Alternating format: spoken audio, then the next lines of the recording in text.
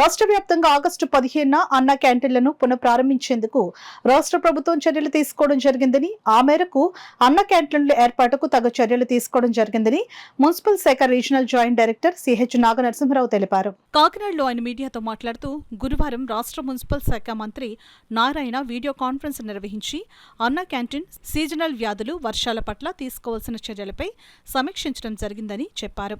తన పరిధిలో కృష్ణా, ఉభయ గోదావరి జిల్లాల్లో మొత్తం 54 అన్నా క్యాంటీన్ల ఏర్పాటుపై ఇప్పటికే సంబంధిత అధికారులకు తగు ఆదేశాలను జారీ చేయడం జరిగిందని వివరించారు.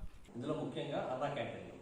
సో ఈ అన్నా క్యాంటీన్స్ ఏదైతే అంతకుముందు తెలుగుదేశం ప్రభుత్వం ఉందో అప్పుడు ఉన్నటువంటి క్యాంటీన్స్ని మరి తర్వాత కాలంలో వేరే పర్పస్ కోసం ఉపయోగించడం జరిగింది. సో మళ్ళీ అది వాటన్నింటినీ కూడా ఆగస్టు 15వ తారీఖు కల్లా పాత క్యాంటీన్స్ అన్నీ కూడా దాంతోపాటుగా అప్పుడు కొత్తగా కన్స్ట్రక్షన్ చేసి ఓపెన్ చేయనటువంటి క్యాంటీన్స్ కూడా ఉన్నాయి.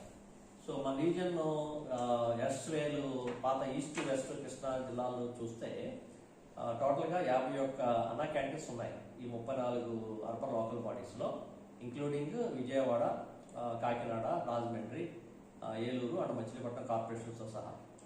అదేవిధంగా మరొక 3 అన్నా క్యాంటీన్స్ అంతకుముందు స్టార్ట్ అయ్యి అంటే 2 చోట్ల స్టార్ట్ అయినవి, అవి కంప్లీట్ చేయాలి.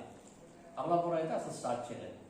సో ఆ 3 కూడా మొత్తం 54 అన్నా క్యాంటీన్స్ కూడా అయితే ఈ 3 కూడా కొంచెం టైం పడుతుంది. అందులో 2 ఆగస్ట్ 15కి అది కూడా ఓపెన్ చేయడానికి అవకాశం ఉంది. ఒక అమలాపురం మాత్రం కొంత టైం పడుతుంది, సెప్టెంబర్ దాకా పడుతుంది.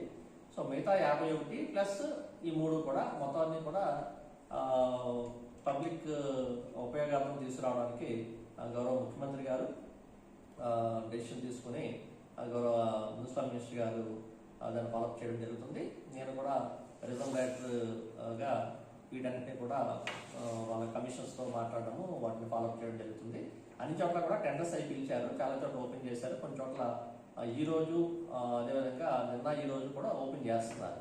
ఒక ఉయ్యూరు అదేవిధంగా మనకి పెడన మాత్రం కొద్దిగా 22వ తారీఖు 25వ తారీఖు టెండర్స్ ఓపెన్ చేసే పరిస్థితి ఉంది.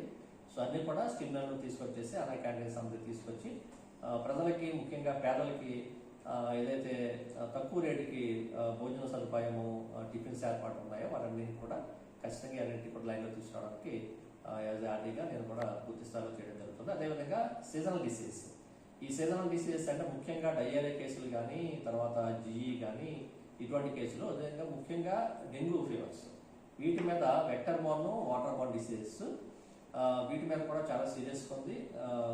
గవర్నమెంట్ పరంగా చాలా దీని మీద గట్టిగా ముఖ్యమంత్రి గారు కానీ, ఉప ముఖ్యమంత్రి గారు కానీ దీని మీద చాలా సీరియస్ ఉన్నారు. ఎక్కడ ఒక కేసు కూడా రాకుండా ఉన్నటువంటి కాన్సెప్ట్తో దీంట్లో దోమలు నివారించడం ఒకటి, అదేవిధంగా లీకేజెస్ అంటే వాటర్ సప్లై సంబంధించినటువంటి క్లోరిన్ కానీ ప్రాపర్గా టెస్టులు చేయడము, లీకేజెస్ లేకుండా చూడడము, అదేవిధంగా పైపులు ఏదైతే మనకి డ్రైన్స్ క్రాసింగ్ అవుతూ ఉంటాయో వాటిని కూడా కంట్రోల్ చేయడానికి పూర్తి స్థాయిలో చర్యలు తీసుకోవడం జరుగుతుంది.